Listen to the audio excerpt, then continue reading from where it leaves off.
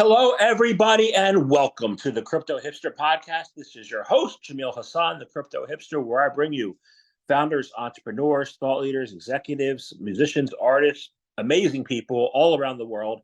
And today I have another amazing guest. Her name is Anjali Young. She's the co-founder and CCO at Collab.Land. Anjali, welcome. I'm so happy to be here. Thank you, Jamil. And thank you for everyone that's listening. You're very, very, very welcome. So let's kick things off. First question, I ask everybody, about your background. What is your background, and is it a logical background for what you're doing now? Yeah, it's a great question. Yes and no. So I am a lawyer by education, and a member of the California Bar. And so yes, I have that background. I would say, is that a logical background for crypto? Yes, because of the, yes, again, yes and no. We have a lot of legal entities that we work with. We have a lot of, especially in the US, you're also in the US, we have a lot of regulatory aspects that we're also kind of need to keep abreast of. Even though I'm not a quote unquote crypto lawyer, my experience is in family law and immigration. Being educated as a lawyer does definitely help in that regard in terms of not being intimidated and being able to understand like what the processes are around the legal aspects of crypto, and also working with our lawyers, right? So it's like I'm the one that um, is the liaison with our lawyers for Collab.Land, for Abridged. And so that's been helpful there. Otherwise, my life has been dedicated to online communities, not necessarily crypto communities, but online communities. I homeschooled my children. I am an adoptive mom of two. And even before that, I was involved with online communities very, very early. We're around the same age. I started with online communities before the internet existed. I used to dial into BBSs, which were like bulletin board services, and meet other local online. I didn't even know what to call it at that point. Just meet other people that wanted to meet other people through their computer, right? Using the modem. I don't know if you remember those days, but through using your, right? Yeah. And so I was doing that. I was in high school. My friends and I would like dial up to local BBSs and play games with other people that were just excited about meeting people outside of their community. For me, as a young person, I was like, oh, I don't know where they live, but they don't live here. And we're talking about different things and we're interested in similar things. We're interested in art. Mostly then it was macros and using like X's and numbers and O's and ones and twos and letters and making digital art just with the keys on our keyboard. That was so much fun. And then we would meet up. I remember we would meet up at a Shakey's in Venice. This was back in LA. And we would meet up once a month just to see who the heck are these other people that were just see their name on this green and white screen, right? Back in the old days where computers weren't even, oh, I sound ancient, but computers weren't even color back then. Shortly after that, I got involved with LiveJournal, where I got to meet a lot of different people as I was exploring my own adoption journey. Like, do I want to become an adoptive parent? What does that look like? I got to meet so many adoptees at that time through LiveJournal, which was a community platform where people were sharing their diary publicly.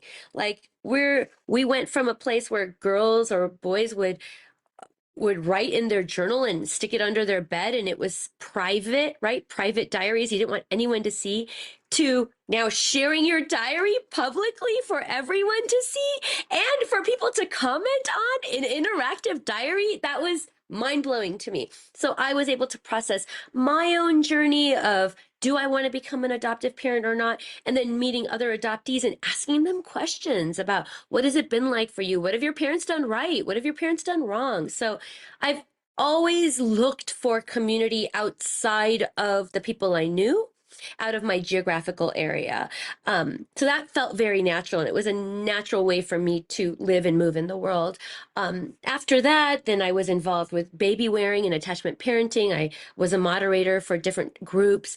Most recently, before I came to crypto, I was a moderator for a group on Facebook with 60,000 members. And so this idea of meeting people online, talking about a topic that is interesting to you and sharing yourself online with others and learning from each other has always been a part of my adult life. So now we're the same age, born in the 70s. And so my life has been very much informed by online communities. And so with Collab.Land, I'll give a little bit of background. So Collab.Land starts from Abridged, which is our company is Abridged. My husband is the founder. It was definitely a tech focused project. He's a developer. And so it was originally started as a social recovery contract wallet, and then we just didn't get the traction that we needed. I mean, you're a founder too, you have to pivot, you have to learn how to recover quickly, identify what's working and what's not working, and move quickly past that. So at that time, back in 2018, when we started, social recovery contract wallets just weren't taking off. There weren't enough people that were felt that was compelling to create a wallet, because there really wasn't much to do if you were not a speculative trader at that point, right? So it's like, unless you were really hyper financialized, this is before really the concept of what we call a crypto community, there really wasn't any compelling reason to create a wallet. So even though we saw like, oh, MetaMask or other wallets, you have to have a seed phrase and you have to, like, once you lose it, it's gone, right? Like, that's it. And how are we going to get people into crypto if that is the hurdle, when we come from a world of social recovery where you can just say forgot password and have your email account, get your password in your email, right? Like, that's the world we come from, which is not having to worry if you forgot your password. But now we had crypto wallets, and I don't know if you have any experience with this, where you have to know where you're saving your private key, making sure that it's somewhere safe, making sure you can find it. A lot of people had it in their computer. Their computer would get phished, or that computer would die, and then that was it. There was no way to recover it anymore. And we thought, wait, how are we going to get to more people into the space if this is what we're asking them to do? It's completely unnatural. And so we started with that, but there just wasn't enough for people to do. And so we pivoted to no code tooling to say, look, what if we attract developers to come into the space and start building some apps, start building things for people to do, and then maybe we can get more people into the space, right? Like, build the buildings, build the amusement park, the movie theater, the schools, and then the citizens can move in, rather than asking for the citizens to move in to a barren city. And so that was kind of the pivot then to no code tooling. And Collab.Land came about really not even as the first, second, or third, dozens of apps later, when we were building little apps to inspire developers. Like, look at this little thing that we made, this little toy that we made. You can make your own toy using our no code tooling. So it was more like, and I haven't tested this analogy, but I'm thinking in real time with you right now, which is like, if you're trying to sell milk, you're going to teach people how to make ice cream, and you're going to teach people how to make cheese, and you're going to teach people how to make some other milkshake and some other desserts using milk, and you're really trying to sell the milk. But how do you inspire people to buy the milk? It's that you show them what they can do with the milk. And so for us, I hope that one works out. Like I said, real time. Jamil, did that one land for you? It land Okay, cool. it landed because the silent generation, which was the generation before the boomers, they built a whole entire economy based on the refrigeration, air conditioning, Mm, Freon, everything you could think of, transportation, everything. Like you just said, same comparison on refrigeration, and now you're doing the same thing, that they did, which worked really well for a global economy. mm. So that was the idea. Like, let's just come up with little ways that people can get inspired to build their own app. And of course, the idea is if they're building these apps, then more people will come into crypto. This dream of having this way for people all over the world to interact and transact together, to share value together, to create value together, I will say is extremely inspiring and moving for us, for me, for James, who is my co-founder and my spouse. And after seeing and going through the traditional ways that people are cut out of wealth building, of building prosperity, of having to have gone to the right school, having to have been born in the right neighborhood, have being born in the right country, or the right gender, or the right sex, or just all of that, the right status, right? Like there's all these limitations that we put on what we think of as valuable status, and only that group of people are able to then gain value. And we see it today. I mean, billionaires became multi-billionaires during COVID, where the poor or the middle class moved into a lower status, right? Have even less money. So this whole idea of the rich getting richer based on something as silly as where you were born and what body you were born into, or whether you were neurotypical or neurodivergent, right? Like all of these things are not things that we can control. And yet now here we go with crypto, where it doesn't matter what you look like. It doesn't matter where you were born. There's an opportunity as long as you have a phone or some kind of internet access. And more people have phones now, Jamil, than toilets on Earth. More people have phones than toilets. Imagine that. And so it's like the opportunity is there for more people. And I'm not saying it's a perfect system, but there are more opportunities now for people to be online than ever before. And if you're online and you hear about crypto, you learn about crypto, you're interested in crypto, then there's an opportunity to change your life and to change the lives of the people around you, change the lives of your community. And so again, not a perfect system, but moving in the right direction. And so getting people into this space has been the motivation from the beginning. So we started creating these little apps, and one of those apps was Collab.Land.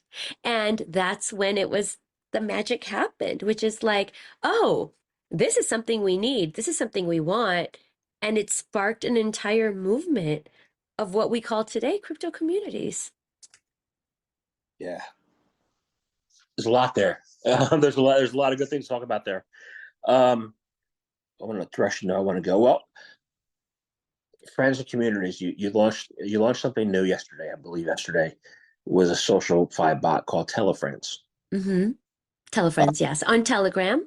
And on Telegram is where we started with Collab.Land as well. And the motivation of Telefriends was, as we saw during the bear market, many marketplaces have decided to forego royalties.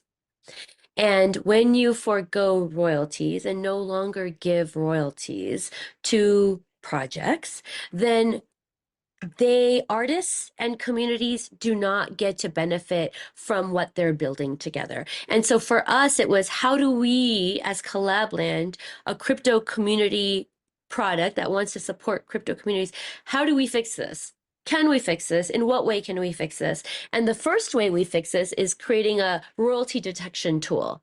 And so now if you're in a community, you can detect, we read the blockchain to detect whether or not a new member has paid a royalty or not. And if they've paid a royalty, then they can get access, or that would be for Telegram. And within Discord, if they've paid a royalty, then they can get an additional role or additional access within your Discord server. So that was the first way we dealt with it, because this was extremely difficult to see this trend of removing of royalties. One, you built a kick-ass community, and now more people want to get into it, but you do not get to reap the benefits of that. It makes it unsustainable for communities and also for artists. Like, coming from the traditional art world, we've been so lucky in the last few years to get artists into our space. And art, storytelling, this is what moves people, has moved people since the beginning of time.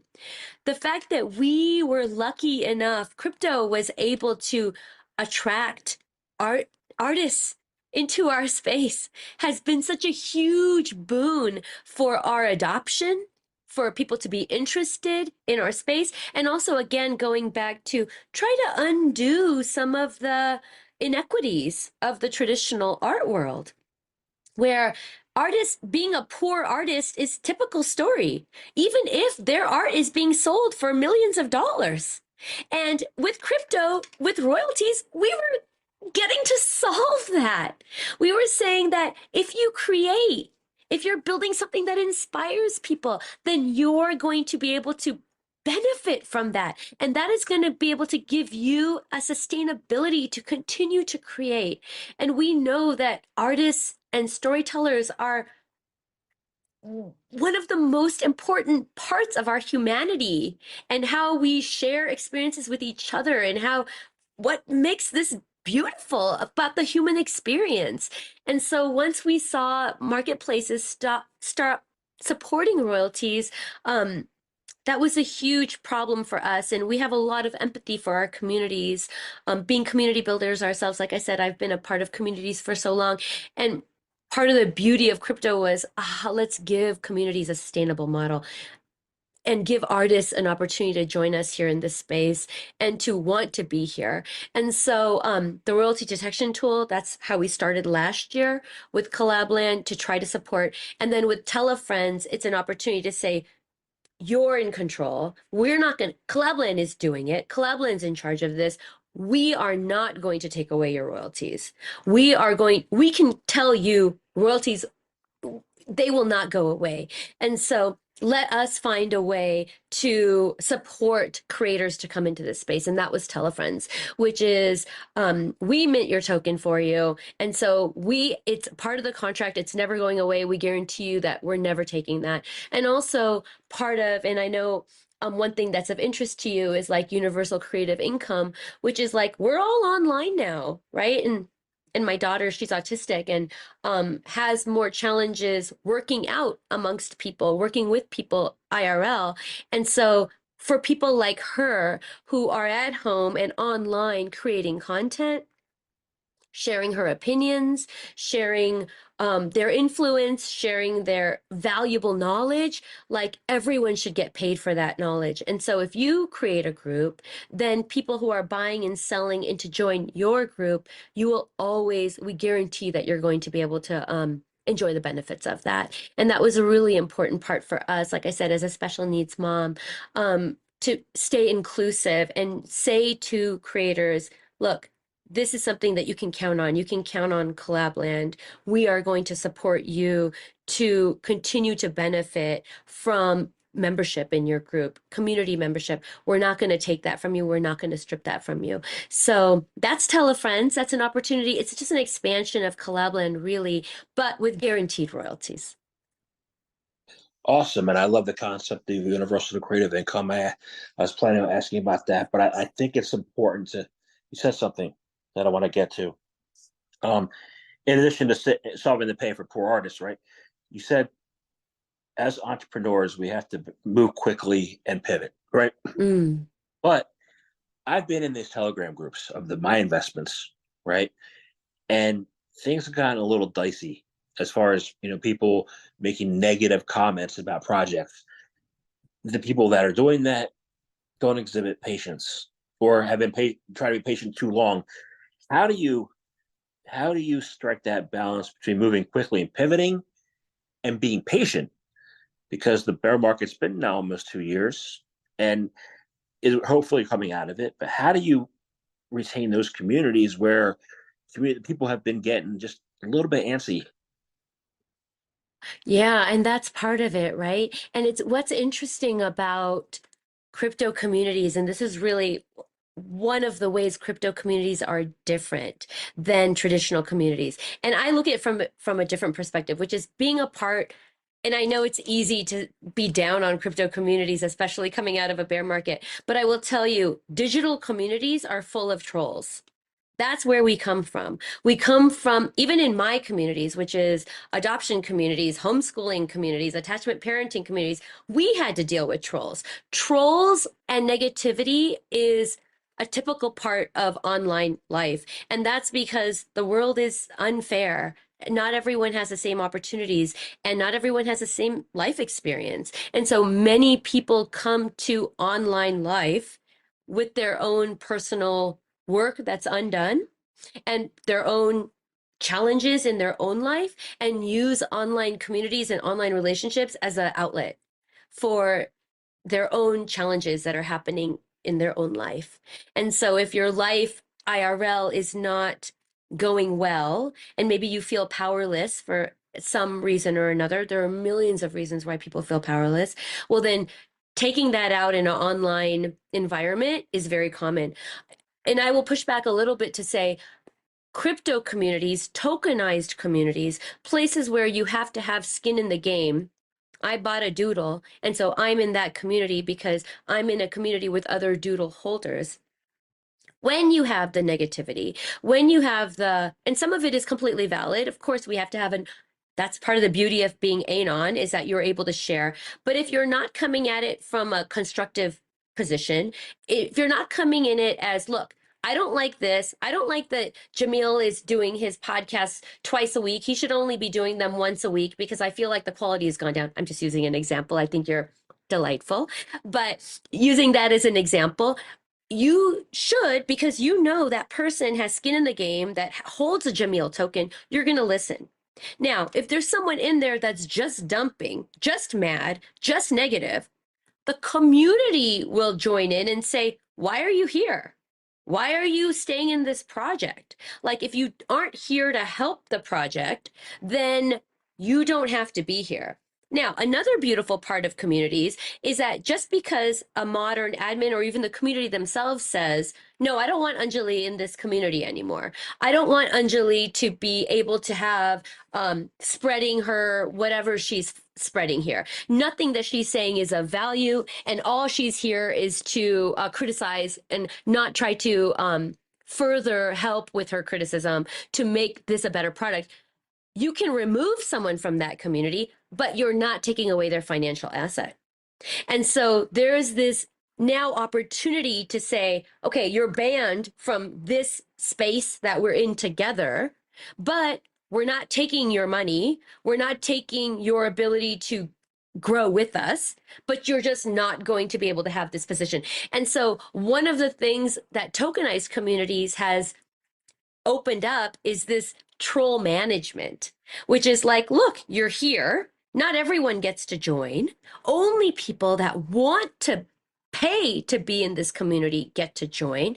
And if you're not behaving in a way that is going to be helpful for this project, the community will often say, you know what?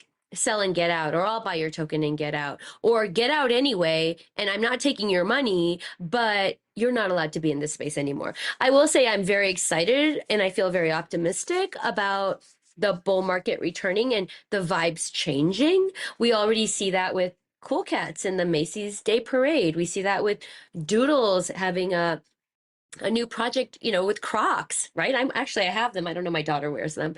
Also with Pudgy Penguins in Walmart, like some of these bigger projects that have stuck around through the FUD. I will say nobody has gotten more FUD than these three projects. And yet they are a testament to what's possible. And so, yes, it's true. You get a lot of FUD as any kind of public project, but I will say that FUD isn't really any different than what we've seen through all the years of being a digital citizen. And you probably have seen it too, but now we get to say, no, you don't get to do this. And we have the support. Not only the mods have to do it, but we have the support of the other holders to say, you know what, this is a waste of our time. We're holders. We're in this space because we bought this asset. This is our precious space. We don't really need this. We don't need to keep listening to people who are just here to fund the project. And there is that higher standard of having to like buy into the project. I will say specifically with tokenized communities. I'm not sure about the Telegram communities that you're in, if they're token gated or not, but token gating itself adds that extra layer where, number one, you can't just be in it because you just want to be a jerk and maybe you're from another project and you're in it just to like criticize. You have to actually buy into it. And secondly, everyone feels a bit of a responsibility because it is a shared space that's owned by everybody. It's a community owned space. And when you have a community owned space that's owned by the members, it's not a personal responsibility. The burden is not only on the mods and admins anymore, which I think is, as a former mod and admin from non-tokenized communities, I will say is a huge boon. That being said, absolutely, during the bear market, you get the most FUD, but you also get everyone clearing out that's not a believer. And so now you have this benefit of everyone that did sustain their sustain interest in the project and sustain loyalty toward the project gets to benefit. Me personally, I will say, like, there are projects that I couldn't afford to be in during the bull market. And so when the bear market came and everyone started, the non-believers started selling, it was exciting for me because I went in and scooped everywhere that I wanted to. And now I get to enjoy the benefits now that the projects are coming back. That makes a lot of sense. Yeah. I'm still trying to recover. I'm still trying to recover and rebuild my portfolio I had while I was in Celsius. Mm. And that bankruptcy community, that was, because everybody's infighting, right? Mm. So I want to ask you about the benefits of token gating, if that can help overcome infighting, in communities that have been destroyed, you know. Yeah, that's a really hard one. Um, Can token gating help? I mean, yes, like I said, like if you're willing to buy into a community, you're already showing a level of commitment, right? Because this is an attention economy. We all have millions of different things that we could be doing with our time and our limited time on Earth in our human existence. We need to start treating every moment of our life as precious. And so there's so much that we can do. And once we start taking ownership of that, and I think a lot of this comes from fear of death, right? Like everyone wants to believe they have unlimited time. And that's why they spend all this time infighting. Because it's like, if you have so precious time on earth in these moments of your life, why would you do that? So I think with crypto, especially, it's like there's so many things you could invest in, so many places you can put your money. If you are putting your money into something, um, it's up to the community themselves to kind of guide what the tone is. And in this way, there has to be a commitment to number one, mods and admins. Of course, you need to have them in place, but also bringing up people from the community that share the values of the community and elevating them. And so one of the things that I do with Collab.Land, when people, projects come to me, brands come to me, what is some advice that I can give them?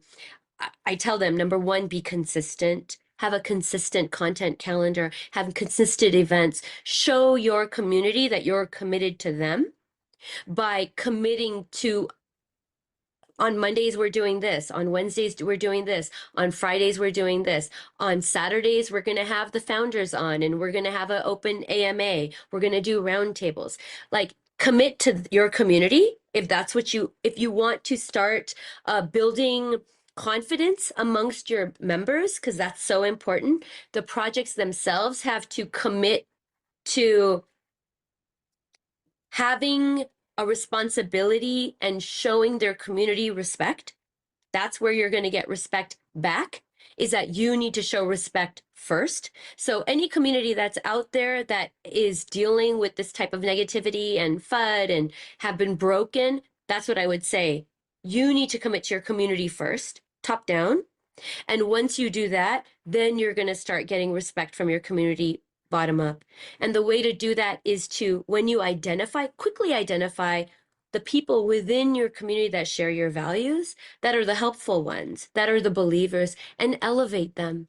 Elevate the people within your communities that are showing you commitment and elevate them to help with the culture of your community. But it's not going to happen on its own, and it's going to take commitment from the founders and the project teams first. And then there are going to be projects that don't do that.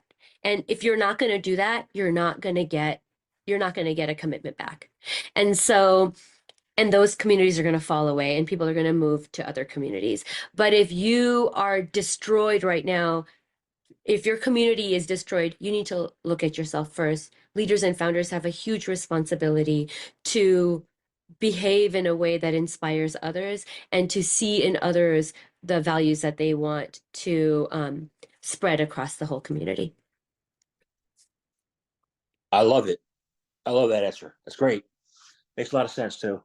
Um, uh, so I want to go back to something you said early on, because um, I am not a big producer. Like I donated to the movie Racing Family with Ginger Gentili, and I've interviewed a woman who had lost her kids in family court, and I saw the negative side of it. You come from the positive side of family law and family court. How has that helped you to help you build that community that you're building? What are the positive aspects that you've been able to take away and bring into the crypto world? That's a good question.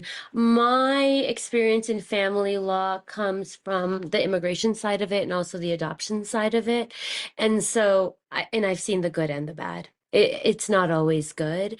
A lot of my work was working with women who came here in arranged marriages and then were feeling under false pretenses or were being abused by their partners and were then separating and they had children involved. So it hasn't always been positive. But what I will say is that empathy and understanding and realizing that people do not always present their best selves because of the experience that they've had. I do have an understanding of that. And a lot of empathy for, like I said earlier, which is usually the reasons that people are acting out the way they are online is because of ways that they're not feeling empowered in their own IRL existence. And so if we accept that people want to do better, they want to present their best selves. We all want to be our elevated selves, but do not have the tools for that.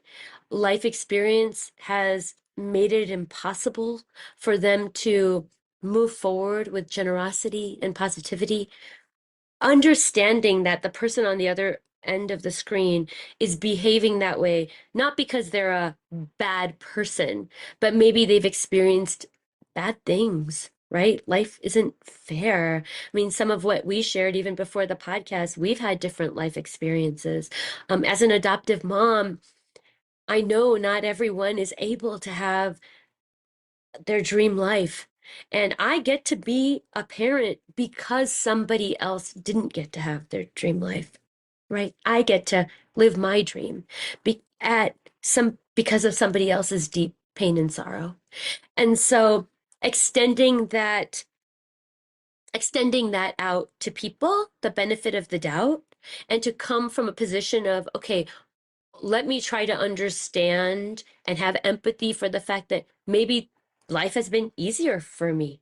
And that's why I get to have the privilege of this optimism, the privilege of being in the position that I'm in. And how can I, rather than saying I'm better or I'm just somehow elevated, to say, okay, let me try to move forward with understanding first, has been all the difference. Like I said, even with communities themselves, like there's a responsibility for the people that do have advantages, that do have the position that they have because of my parents are still married, right? Like they're both educated people. I'm an Indian person. I was born in the United States. That gives me privilege. I was born to two people who got to immigrate from India as educated people and go to college here. Like there's so many advantages that I have the benefit of. And instead of saying, everything's a meritocracy. I'm here because of I'm special and I've earned it, to try to recognize my privilege and recognize that with that privilege comes a responsibility to have understanding for others and try to see ways that I could be more understanding and extend opportunities to others. Has been huge. My work was mostly done within Indian communities for people that came as workers, came as not as educated people, but came as laborers. And so I wanted to use my position of being American born and being born to educated people to try to help. And in that same way, I have a lot of empathy and understanding that people have different experiences, and it doesn't mean that they don't want to participate, doesn't mean they don't want better for themselves and their families, but the opportunities just haven't been there for them. And how can I extend myself to give those to them? I love that. That's yeah. My father immigrated from Pakistan. He came here and went to grad school, and luckily I was able to go to the same college as him. So um, Amazing. That must have been so special for him. Yeah, yeah, it was. Yeah. So I want to thank you very much for our conversation today. I love talking to you. And time flew by. And I have one last question. Um, it's how can people find out more information about you, about Collab.Land? How can they do that? Uh, Number one, thank you. It's flown by for me too. I can't wait to get to know you better. I hope we get the opportunity to stay in touch, Jamil. This has been really fantastic, and even speaking with you ahead of time was really inspiring and beautiful. So I do hope we can continue our friendship. Find me. You can find me on Twitter. My DMs are open. I'm Dama De Roca, DAMADEROCA. That means lady from Boulder. I don't live in Boulder anymore, but I did when I started the account. For Collab.Land, we are collab.land. Easy. You can find us on Discord and Telegram with any tokenized community that you join. We support 53,000 tokenized communities and hopefully more in the future. We are at collab_land_ on Twitter. Again, DMs are open. We also have a new project that we just launched called Telefriends that's really hoping to bring um, an opportunity for creators to continue to get paid for the work that they do online. Really, anybody can be a creator. We're all special. We all have something to teach and learn. Let's make sure we keep crypto sustainable for the people that we want to attract, which is everybody. Let's keep opportunities open for people all over the world with all different types of abilities. Let's make sure people get paid for their work online, and that's Telefriends, and that's telefriends.com, and Telefriends, just we're at Telefriends on Twitter. So yeah, thank you so much for this opportunity. Thank you very much for your time today. Thank you. Happy New Year.